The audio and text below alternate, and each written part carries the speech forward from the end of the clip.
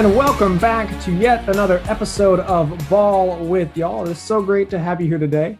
Listen, we've got a lot of great content. I don't want to belabor the point too much, but we are so glad to have you here today. Whether you're listening on Spotify or Apple Podcast or Radio Public or Breaker or wherever else, Google Podcasts, so great to have you there. Or if you're watching on YouTube, again, I encourage you to check us out on YouTube. It seems as though YouTube is the preferred platform as of late, and I'm not opposed to that. Hopefully you're enjoying that side of our production now that we've introduced it here in season 2. Again, so glad to have you here today. As always, be sure to like, subscribe, rate, review, share it with your friends, because we do go into a lot of great content that I think your friends, your family, whoever else might enjoy as well. Like I said, a lot of great content today. Our 3 main stories, right? 3 main themes for today. We're going to talk about the wild SEC West coaches. What all is happening in the SEC West, particularly at Auburn and Texas A&M. We'll also get into NASCAR. The preseason just wrapped up this past Sunday. I'm going to talk about how NASCAR has kind of in some ways become the new NBA. And then we'll go into, of course, our Super Bowl preview, as we were just days away from Super Bowl 56. See, last week I didn't know the number. I now know the number thanks to my mom, because, you know, she makes the sign right there, 56, Super Bowl 56, just days away. So with that said, let's get into story number 1. So listen, story number 1, there's a lot to get into here. We just wrapped up National Signing Day a few days ago, I guess about a week ago now. There wasn't a whole lot of big news when it comes to storylines, right? There wasn't a lot of big news when it comes to, big signings. None of that really happened. We kind of already knew what was going to happen going to the day up. We saw Texas A&M come away with a top class, the best class ever to exist. It topped Alabama's class in 2021, the best class to ever exist. Texas A&M just signed. We also saw Alabama, Georgia, Ohio State, and Texas round out the top 5. Not a whole lot of drama there. We didn't learn a whole lot on National Signing Day like we thought we might have. But the headlines, they came from one particular area, and particularly in the press conferences, right? And really just one press conference that really gave us a lot to chew on Wednesday. Jimbo Fisher, head coach for Texas A&M. He went off on accusations. I'm going to read over here just so you know, because we got a lot of quotes here. Went off on accusations about name, image, and likeness money, and how that kind of influenced their ability to have such a strong recruiting class. There were a number of folks who either directly referenced it, directly said Texas A&M, or I wouldn't say cheated, but kind of bought their way to the best class, or other folks who indirectly said it. Jimbo over here, he said, to have coaches in our league and across this league to say whatever, they're clown acts. He called them clown acts. He continued, he said, and the guys griping about name, image, and likeness and transfer portal and so on, they are using it to the most and bragging about it the most as well.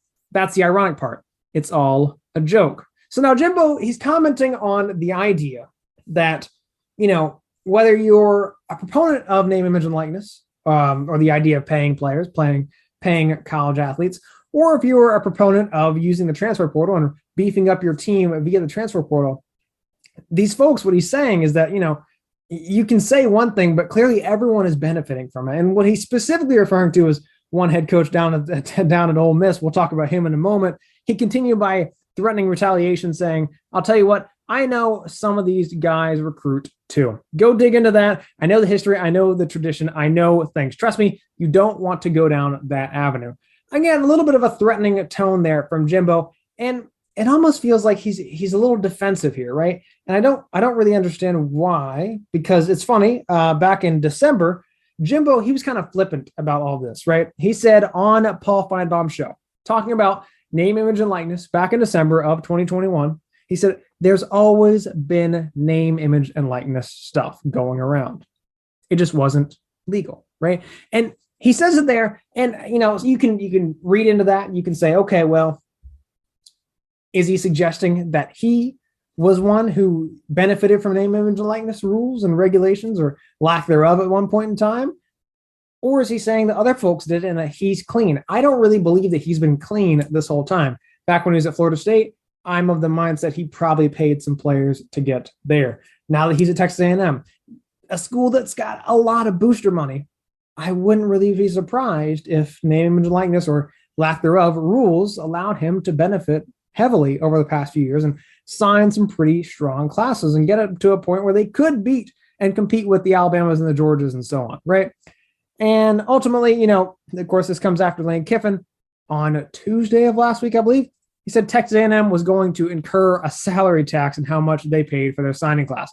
Again, commenting on the fact that most likely Jimbo Fisher did not just recruit this class. He did not just recruit the best class in the country. Probably accurate, right? Because,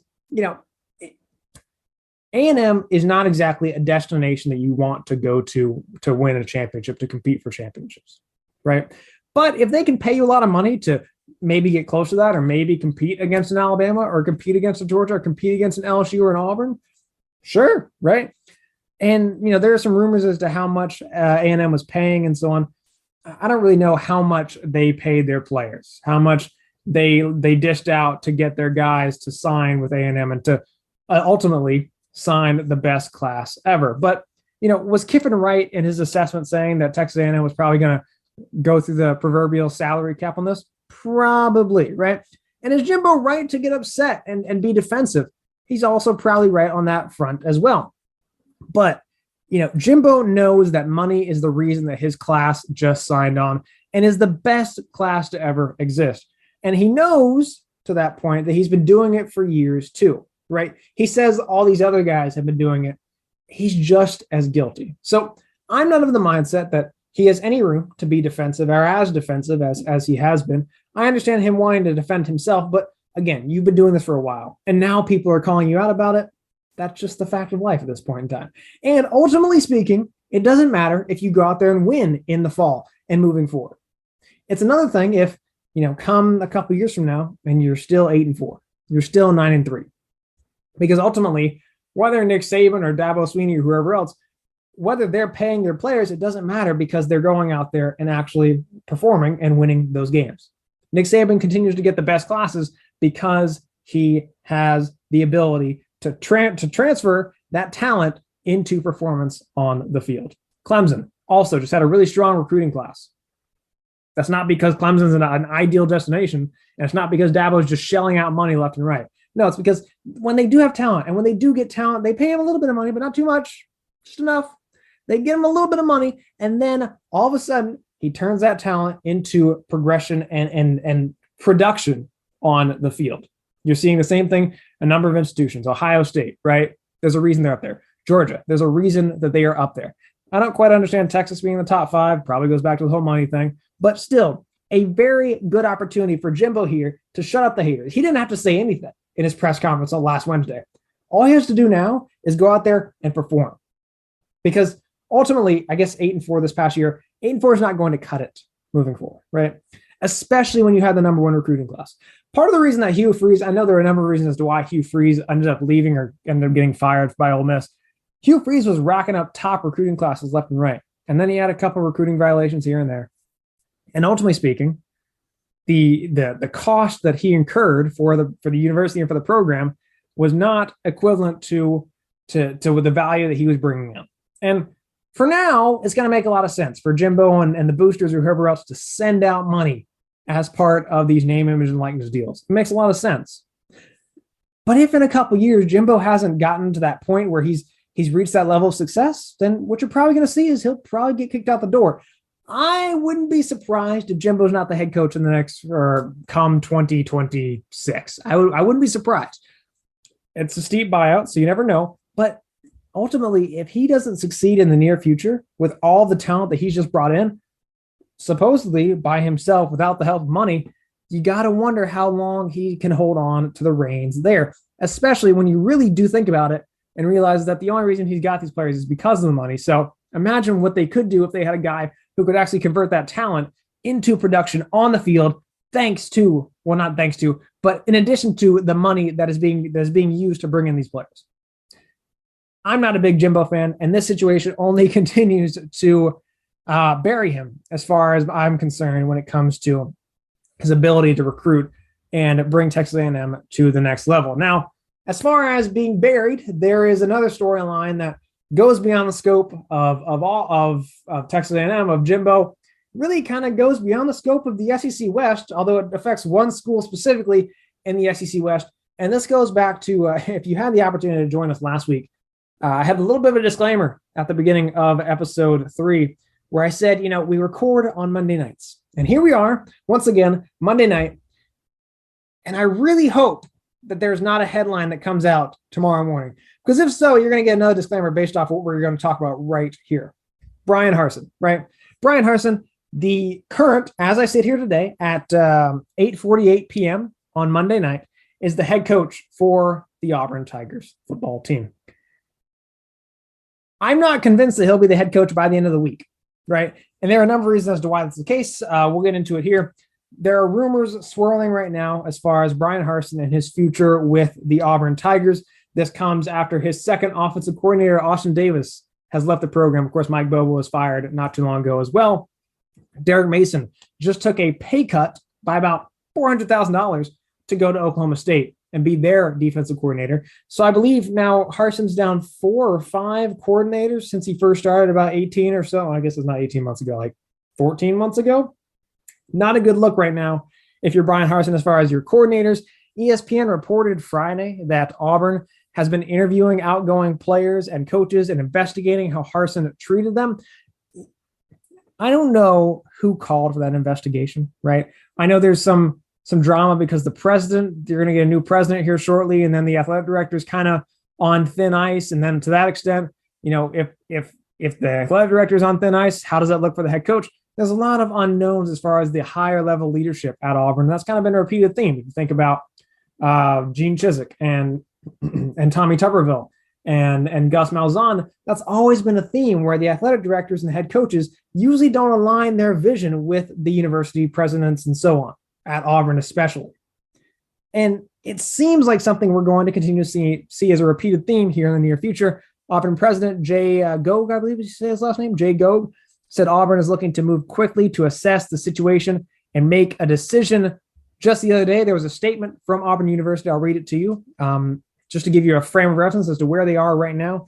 It said, the Auburn administration is judiciously collecting information from a variety of perspectives, including our student athletes, and moving swiftly to understand any issues in accordance with university policies and procedures. Decisions regarding the future of Auburn and its athletic programs, as always, are made in the interest of our great university and in fairness to all concerned. We do not make institutional decisions based on social media posts or media headlines. Which, okay, yeah, you don't make decisions based off what the internet says. That's a great idea. Good job. Proud of you. But it's really interesting because I really wasn't expecting to see that today. I wasn't expecting for the wheels to fall off so quickly for Bryan Harsin. When he was hired, I wasn't a big fan of him, right? I didn't see the fit. And honestly, I've told you who I support. We know who I support, right? And when Auburn fired Gus Malzahn, my first reaction was like, okay, well, I guess that's cool because I was terrified of Gus Malzahn. Let's just get it out there. I was terrified of Gus Malzahn. He was a great coach. He gave Alabama nightmares. And to that point, when he was fired, I laid awake at night, afraid of who Auburn might hire. Thought about, well, there's Hugh Freeze over at Liberty. He knows how to beat Alabama.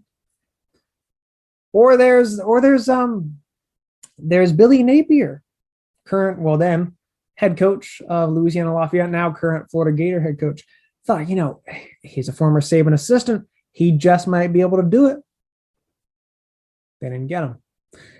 And ultimately, there were a number of guys that I thought would have been more appropriate for Auburn. And here we are again, for whatever reason, after only a year, where Bryan Harsin, it seemed like he was starting to click in the middle of the year. And all of a sudden, we're now in the trenches of what seems to be his way out of town.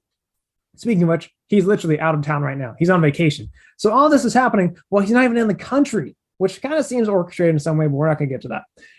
So since the season, Auburn has lost 20 players via the transfer portal, I believe, 20, 25, somewhere in that neighborhood. They are a mess by all accounts. And, there's been some other aspects that have been brought up, talking about his personal life and his family and all that kind of stuff. We're not going to get into that. Feel free to look it up if you want to. That's not my prerogative. I hate when head coaches and their personal lives get brought into this conversation as to whether they're good coaches or leaders of men. I don't really like that. Like if your wife is doing whatever or your daughter doing whatever, feel free, let them do their thing. As long as you're still a good coach and a great leader of the men in the locker room, I want to keep you on as my head coach, right?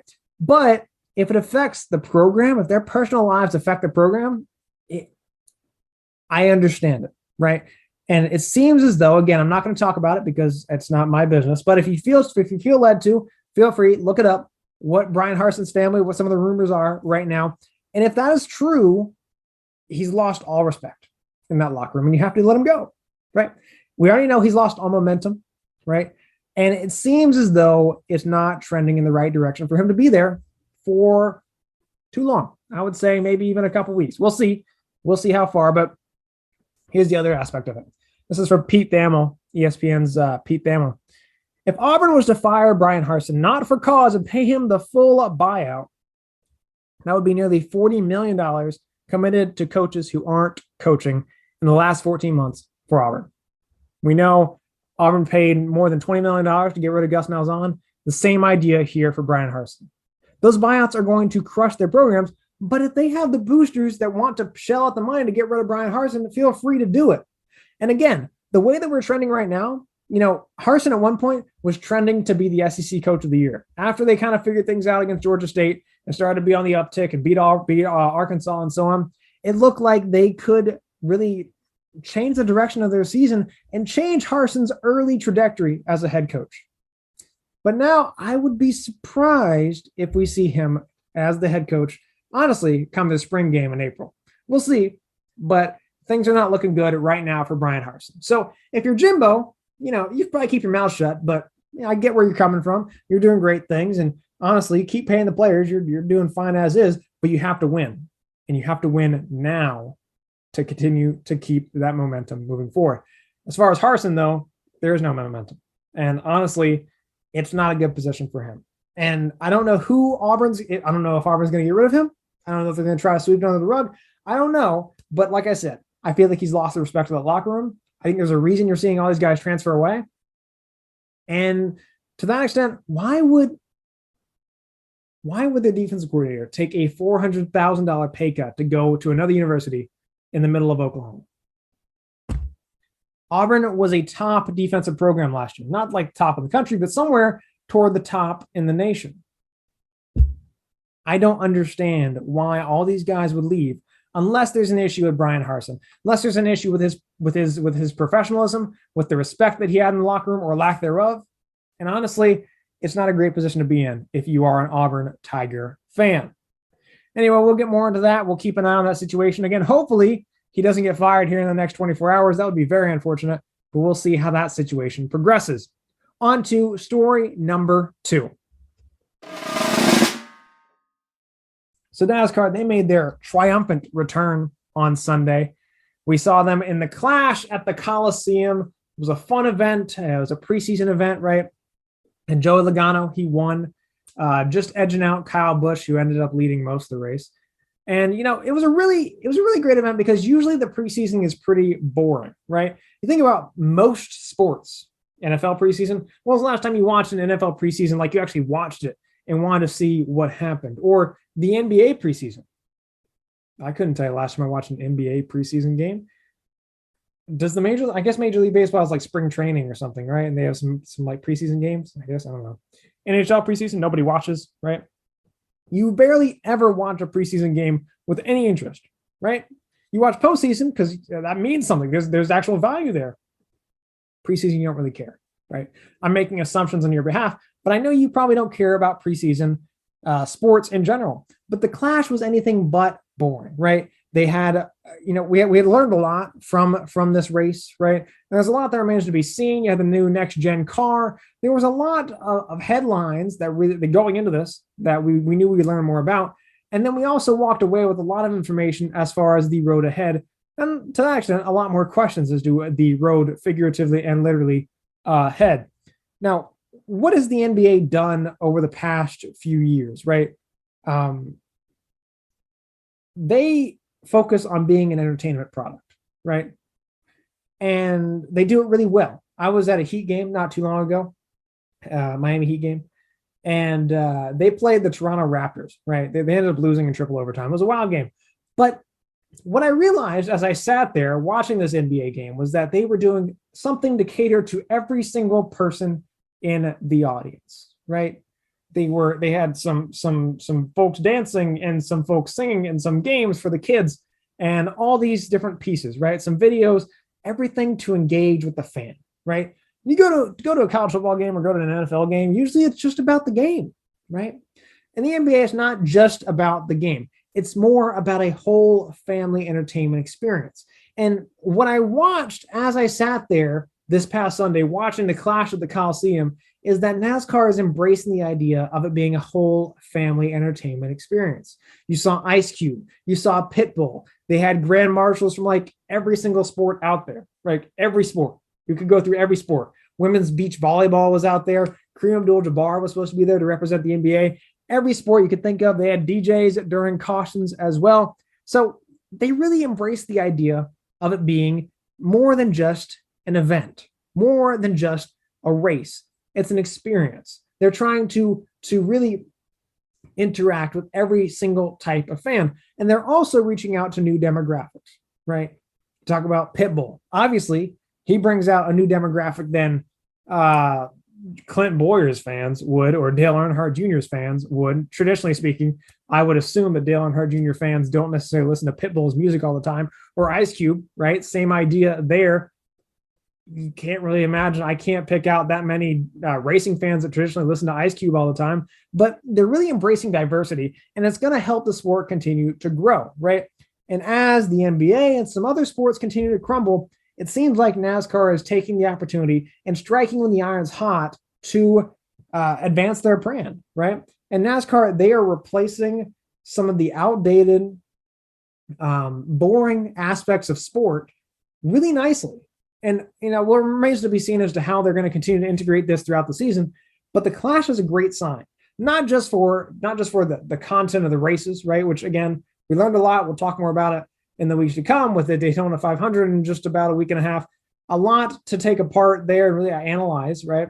But from an event standpoint, NASCAR is doing what the NBA thought they could do, right? And we've talked about it before, or maybe I have. I don't know if I've gone to it too extensively, but the NBA's ratings are falling apart, and a lot of that's due to politicization and a number of other things, right?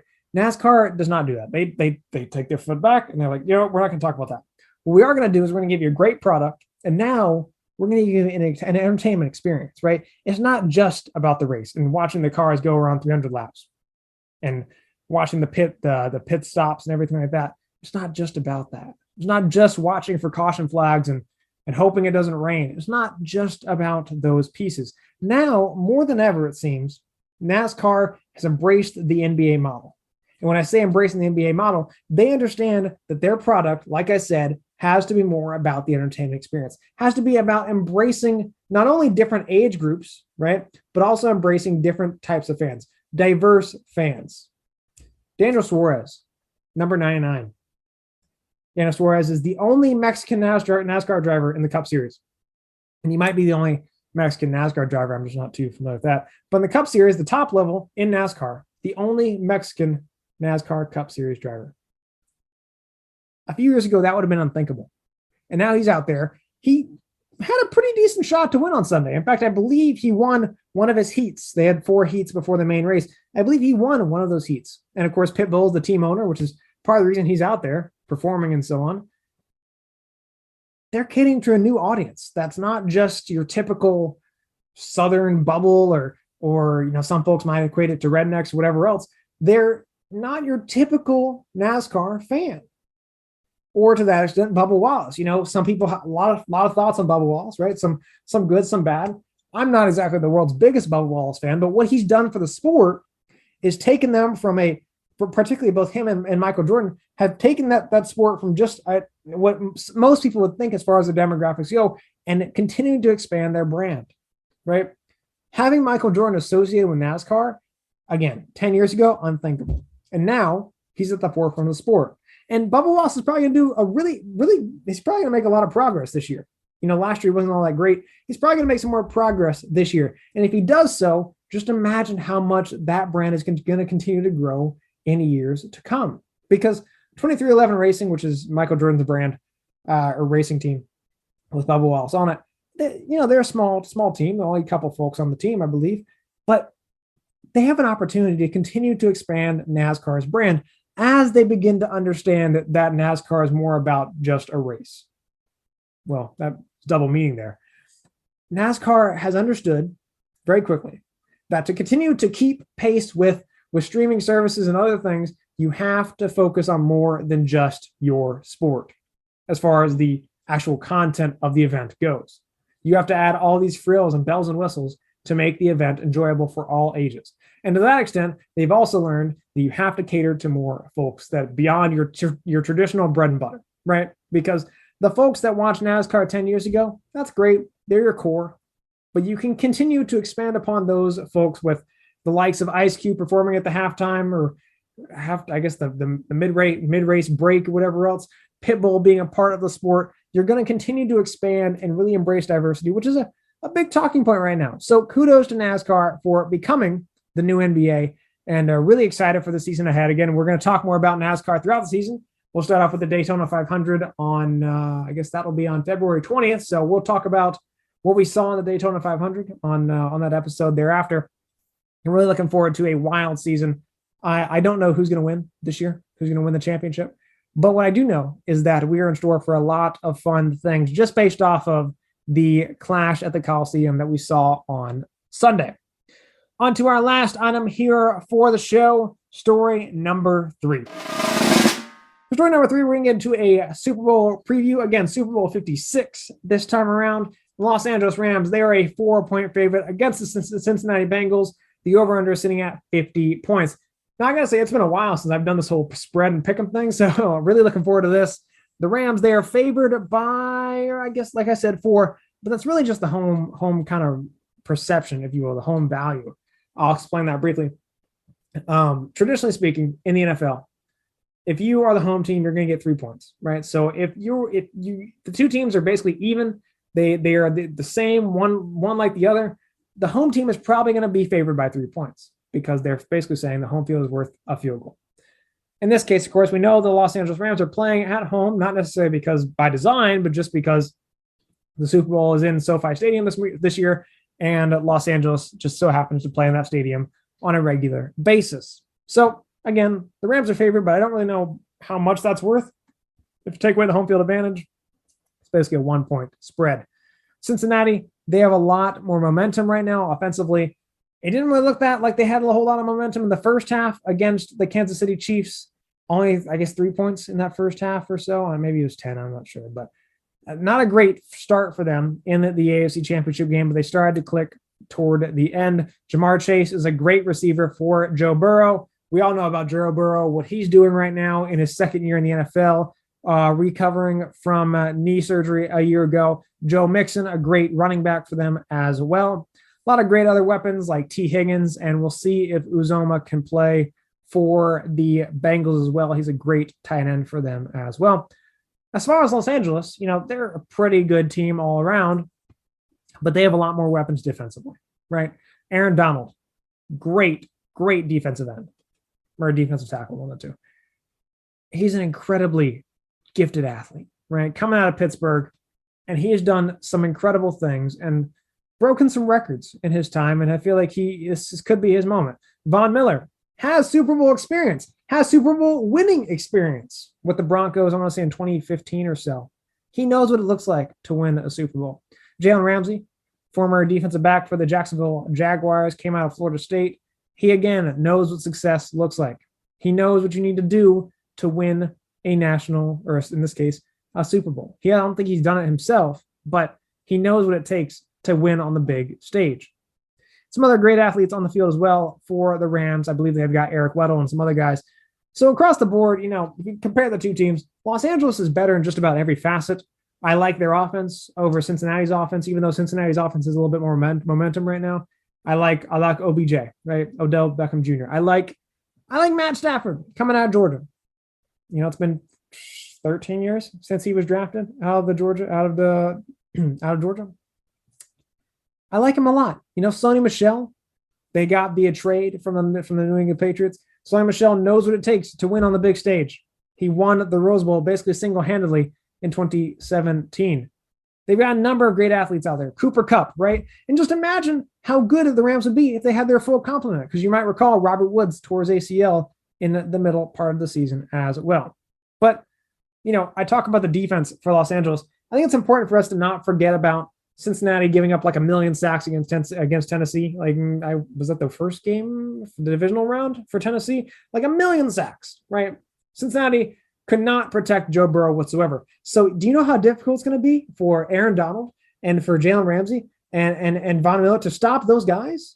They're going to be coming after Burrow, and they're probably going to be hitting him a few times unless they figure out their struggles on that side of the offensive line of scrimmage. Now, I don't really care who wins this game. Normally, I have a rooting interest, right? Last year, right? I was watching that game and I was like, okay, well, there's a few more SEC players on that side of the ball, so I'll root for Tampa Bay, right? And so they had OJ Howard from Alabama, they had Leonard Fournette from LSU, and some other guys as well. I was like, okay, you know what? I'm an SEC guy, so I'll support them, and it worked out fine, right? And then this year, I'm kind of conflicted because there's great SEC talent on both sides. We talked about Matt Stafford and Joe Burrow and Sonny Michel and Jamar Chase, right? And defensively, the same idea. There's, as far like a homer standpoint, there's 2 Alabama guys on the Cincinnati side, 2 guys on the LA side with Terrell Lewis and Shawn Robinson for LA, and Damian Square and Jonah Williams for the Cincinnati Bengals. So I really don't care as to who wins this game. Normally, I have a rooting interest. In this game, I don't really mind. Now, I think the Rams should win this game. I think they should absolutely win this game. But I tend to be wrong, right? And so this is not me hedging my bet because, again, I don't have a pick here as far as I don't really care what happens. But if I had to pick just based off of my jinx over the last few weeks, I'll go with the better storyline over what the experts have to say. I think the Rams should win this game. But for some reason, we know that when I pick the team that should win, they don't win. So I'm going to try it this way instead and say that Cincinnati will win the game. I'll say Cincinnati wins. The legend of Joe Burrow continues, and the Bengals win 24-19. So where do we go today? Well, we talked about the wild SEC West when it comes to coaches. Talked about Jimbo Fisher and what is he doing? And does he really need to defend himself? And is he right to defend himself? And what does the road ahead look like for Texas A&M due to all their recruiting success and most likely the use of name, image, and likeness to get that recruiting success? What does that look like moving forward? We talked about Brian Harsin. And is Brian Harsin really going to be the head coach for a while at Auburn? I don't tend to think so. Maybe you do, and we'd love to hear from you if you do think so, but it really doesn't look all that likely for Brian Harsin right now. We talked about how NASCAR has become the new NBA, how they've really embraced the idea of being an entertaining product alongside their actual substantial product as a sport. And of course, we gave you our Super Bowl pick ahead of Super Bowl 56 on this Sunday. We're going with Cincinnati and Joe Burrow and Jamar Chase and Joe Mixon and so many other great talented players to overcome the home team, the Los Angeles Rams, by a score of 24-19. Cincinnati's first Super Bowl in forever. So at least in my lifetime, that's probably at least 30, 40 years. I don't know. A very long time for the Bengals. It'd be great to see. So that'll wrap it up for today's show. I hope you enjoy the Super Bowl this Sunday. I hope you enjoy Super Bowl, I guess the NFL award ceremony. I guess we'll find out who the MVP will be in the coming days. I hope you have a great weekend. I hope you have a great week. I hope you have a great Wednesday. And as always, thanks so much for allowing us to talk some ball with y'all.